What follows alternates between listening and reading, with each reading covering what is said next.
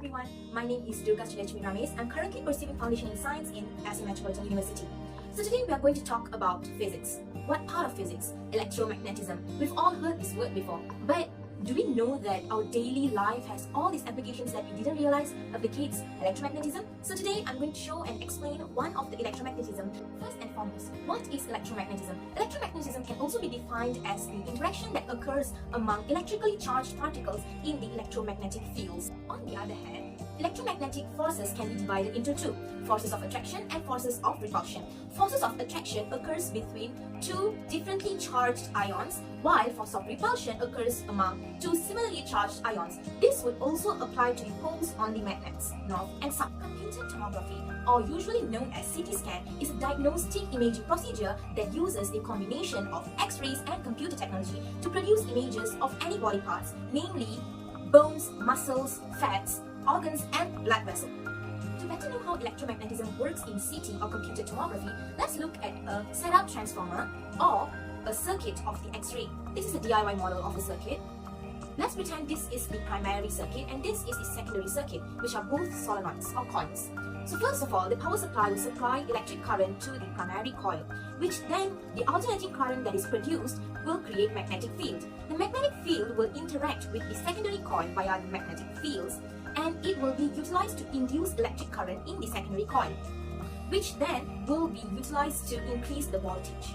As electromagnetic fields present, it will produce electromagnetic waves, which consists of electric waves and also magnetic waves. So electric waves produces the magnetic waves. These self-propagating waves would also travel through vacuum, and that is how the X-rays penetrate through the human body to get procedures of the images. From this step-up transformer, it will continue to move to the X-ray tube. In the X-ray tube, electrons are produced via thermal ionic emission via the cathode. From the cathode, which is negatively charged, the electrons will be emitted towards the anode, which is positively charged. Through this process, the X-rays can be produced from emitting these photons. Then, these X-rays could also be steered using the focusing curve present in the cathode. So the question is, how is X-ray different from CT scan? X-ray produces images that are two-dimensional, while CT scan is capable of producing images that are both 2D and 3D. So imagine if this is the CT scan gantry and the patient's table is inserted through the loop here. So this loop here would represent X-ray source. Then would penetrate or produce X-rays first and penetrate to the patient's body, where the underneath part here will have a detector where it detects the photons emitted through the X-rays to scan and produce the images that is on the patient's body, and it will transmit those images to the computer.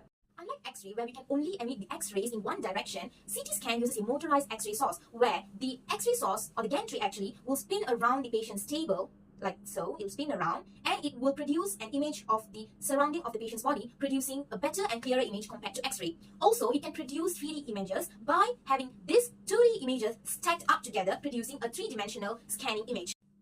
I hope that everyone who's watched this video today would have at least a slight informative input about electromagnetism and how it works on my chosen topic, computed tomography, which is also known as CT scan. So thank you for watching, and I hope you understand and leave a good feedback about how my explanation went. Thank you.